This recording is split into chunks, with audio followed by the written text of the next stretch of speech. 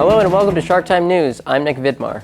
And I'm Jim Walsh. Tonight's news includes an update on Flint, Michigan water contamination, the Summer Olympics Games, and information about the latest European rocket. But first, we bring you breaking news of an earthquake that just hit Ecuador. We have Justin Lee on the scene. A massive Ecuador earthquake killed 238 people and injured 1,500 on Sunday, April 17th. The 7.8 magnitude quake happened that afternoon. Researchers were out all the next day helping the people affected, in the hardest hit area in the coastal Montambi province, killing up to 200 people. Survivor Jose Mergildo says it was the worst experience of his life. The earthquake caused houses to collapse and knocked out power in Ecuador's most populous city, Guayaquil. Now back to the desk. Thank you, Justin. Flint, Michigan has been dealing with high lead content in their water for a while now. And as of Wednesday the 20th, there are 3 officials who face criminal charges for their roles in this water crisis. Of the 3 people, 2 are State Department and Environmental Water Quality employees, and the other test is a local water treatment supervisor. The governor of Michigan has been chastised by Congress, and investigations are ongoing. The governor has promised to drink Flint water for the next 30 days. Both Hillary Clinton and Donald Trump came to New York for the presidential primary and left with major victories. This Tuesday, Clinton and Trump were both voted in by a landslide. Now, Trump leads the Republican Party by 847 delegates, and Clinton leads the Democratic Party with 1,930 delegates.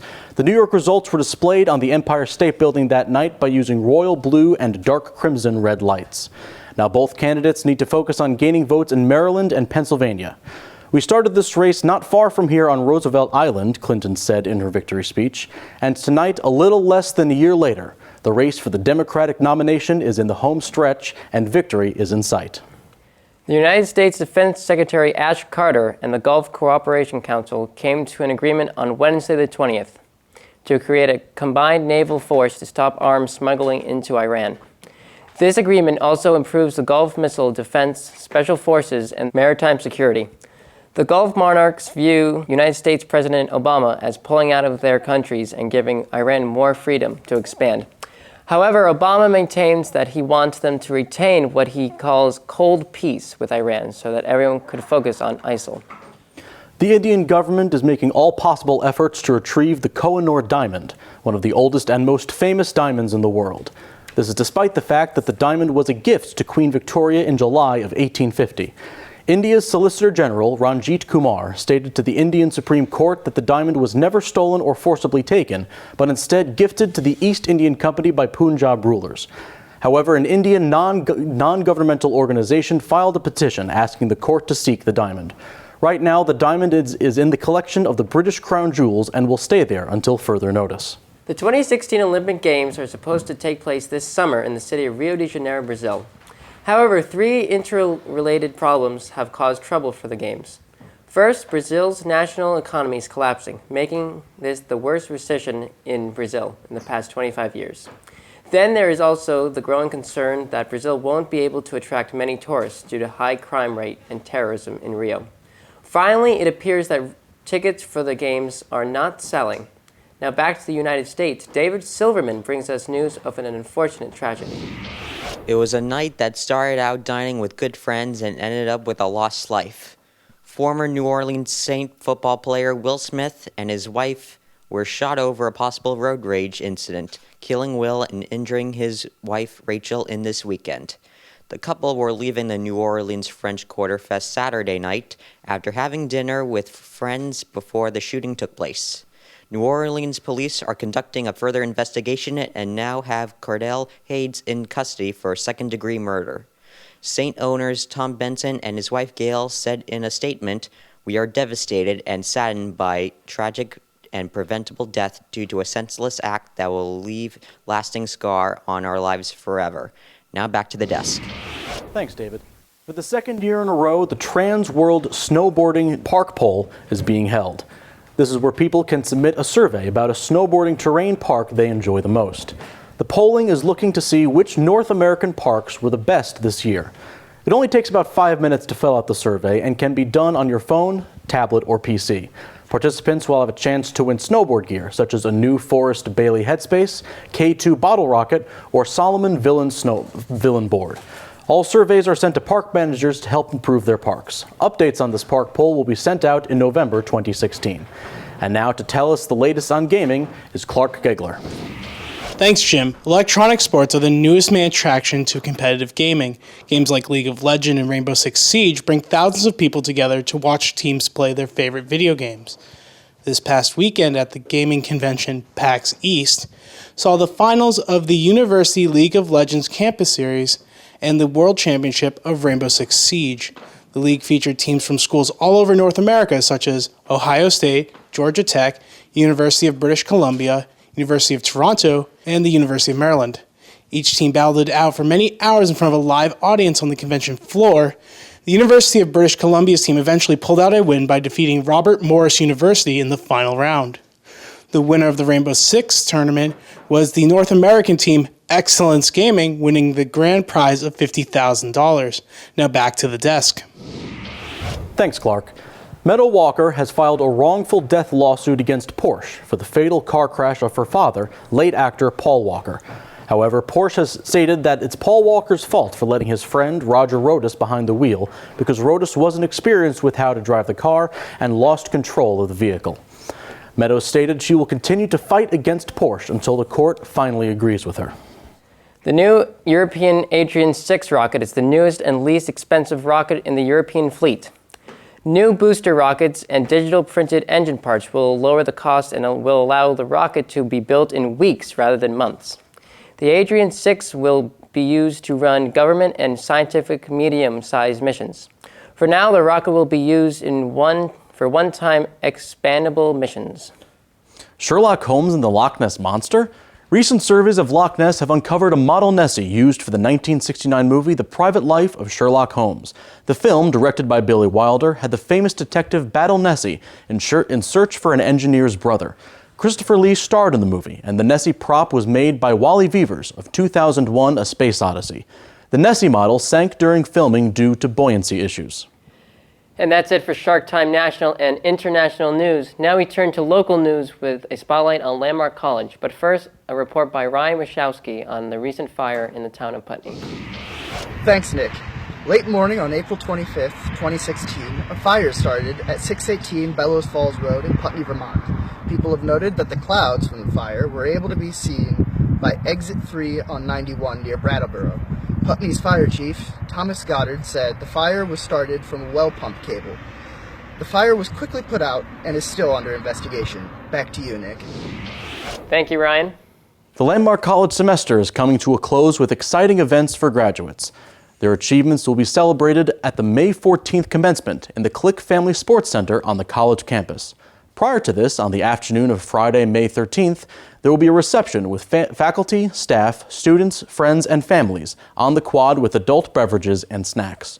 Landmark's first Bachelor of Arts class will be graduating along with associate's degree recipients. Now here's a word from Will Sutton from the first Bachelor of Arts class.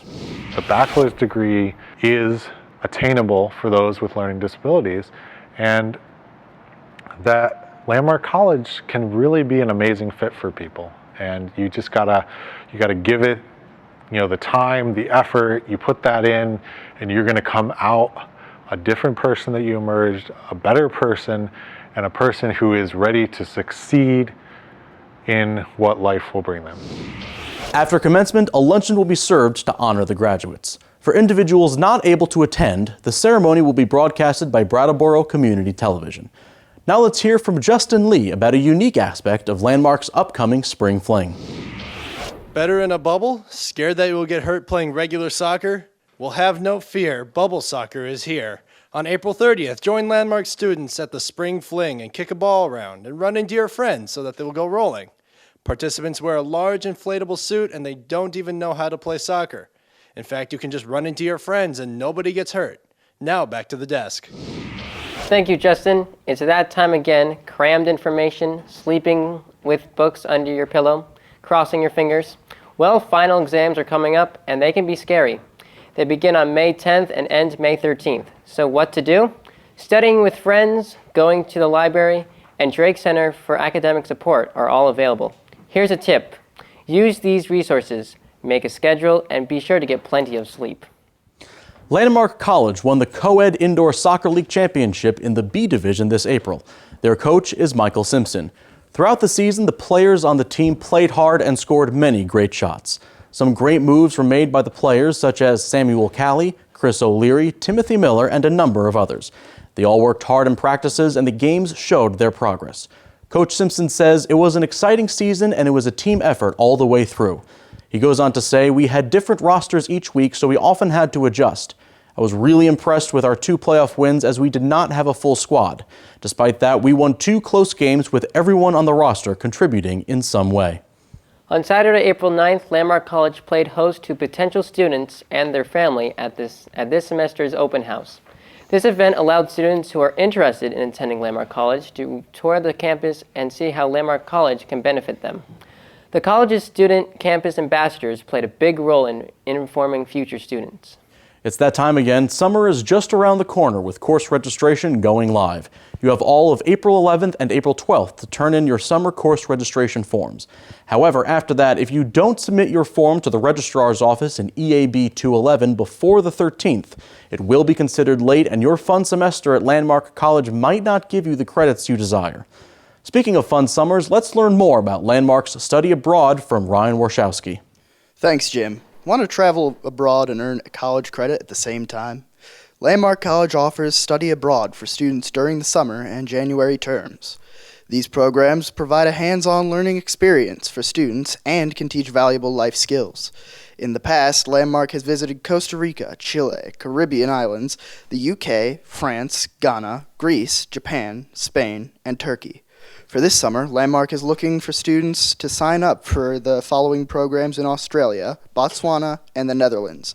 To learn more, contact Professor Peg Alden. Now back to the desk. Thanks, Ryan. Courage and inspiration was shown at the New England Youth Theater in Brattleboro, Vermont. The Theater Adventure Program Thursday troupe performed the original play called Stage Struck. It took place in Gem City, which looked a lot like Brattleboro in the 1920s. The directors were Laura Lawson Tucker and Darlene Jensen. As stated on the Theater Adventure Program website, all are welcome and all have a place in New England Youth Theater's own inclusive theater program. Theater Adventure students of all ages and abilities create courageous theater. Playfulness rules because the life of the theater invites freedom of expression. Theater Adventure actors know no boundaries as they use their faces, gestures, movements, voices, and costumes for self-expression. At times, Landmark College students, like students everywhere, can struggle with sleep. At the 6th Annual Wellness Fair at Landmark College, there was a display booth about sleep. The booth's purpose was to provide information on how to get better night's sleep. It shared ideas on how to get to bed on time and how to wake up refreshed. In addition, the Wellness Fair included many other fun learning activities, such as dry land surfboard lessons, and provided plenty of healthy snacks. To learn more about how to be healthy in college, the Wellness Fair was a place to be. That does it for tonight's show, everyone. I'm Jim Walsh. And I'm Nick Vidmar, saying thanks for watching and stay classy, Brattleboro.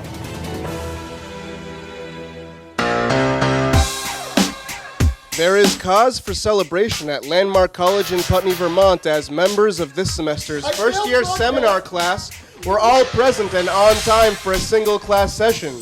This kind of unprecedented attendance is a rare occurrence and is usually recognized with a weekend award ceremony and gala event, as well as a trip to the White House, though this year's class is not expected to meet with the president himself.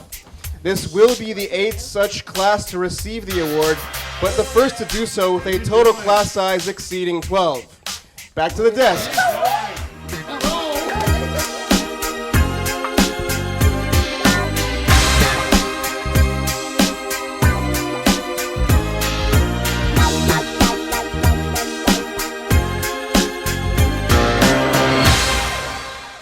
Take the magic headset. Hello. Hi. The new European airline 6 rocket is the newest and latest. I can't. Never mind. I was going to try to do it without my glasses. Thank you, Ryan. I was cracking my neck. Thanks, Ryan. 200 people. Survivor. Oh,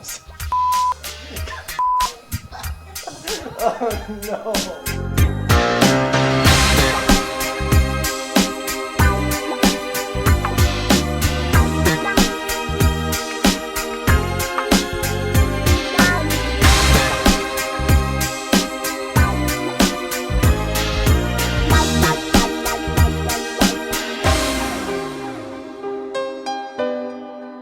I know a song that gets on everybody's nerves, and this is how Oh, it hi, goes. Justin. Good job, you're a nerd. Will be. Did you do summer?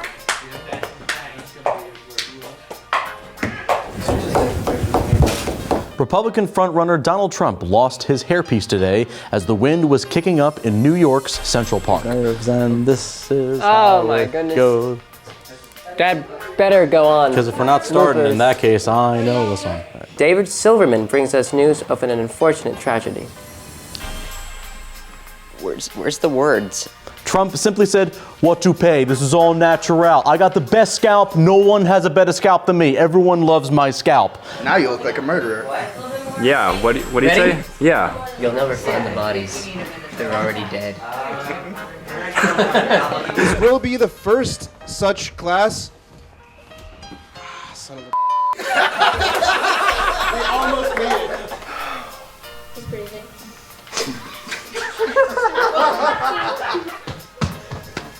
I need a break.